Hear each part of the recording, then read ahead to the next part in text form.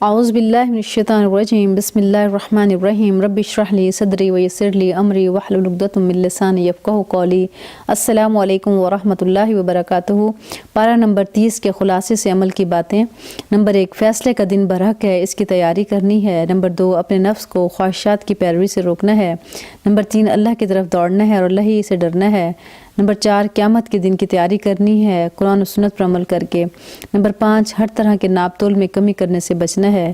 Number 6، ایمان کو ہر صورت بچانے کی کوشش کرنی ہے۔ نمبر 7، ذہن میں رکھنا ہے کہ مرنے کے بعد دوبارہ زندہ کیے جائیں گے۔ نمبر 8، کامیابی یہ ہے کہ اپنا تزکیہ کریں۔ نمبر 2، اللہ کا ذکر کرنا، نماز قائم کرنا۔ نمبر 9، مال کی محبت سے بچنا ہے، یتیم اور مسکین کو عزت دینی ہے۔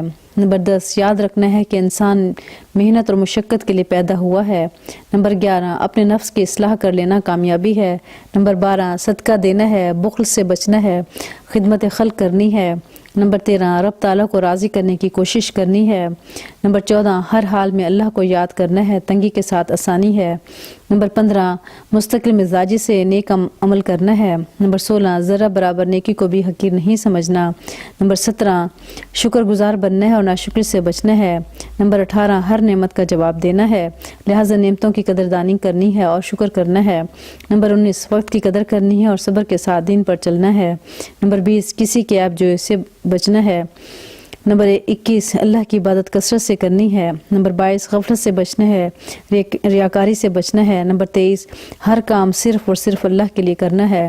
اللہ تعالیٰ سے گزارش ہے ان تمام عمل کی باتوں پر ہمیں عمل کرنے کی توفیق اور سعادت نصیب فرمائے، ہماری تمام غلطیوں سے درگزر فرمائے۔ اللہ تعالیٰ ہم سے راضی ہو جائے، ہمیں دین پر چلنے والا بنا دے اور آخرت کی تیاری کرنے کی ہمیں توفیق اور سعادت نصیب فرمائے۔ آمین یا رب العالمین۔ وآخر دعوانا ان الحمد للہ رب العالمین۔ السلام علیکم ورحمۃ اللہ وبرکاتہ۔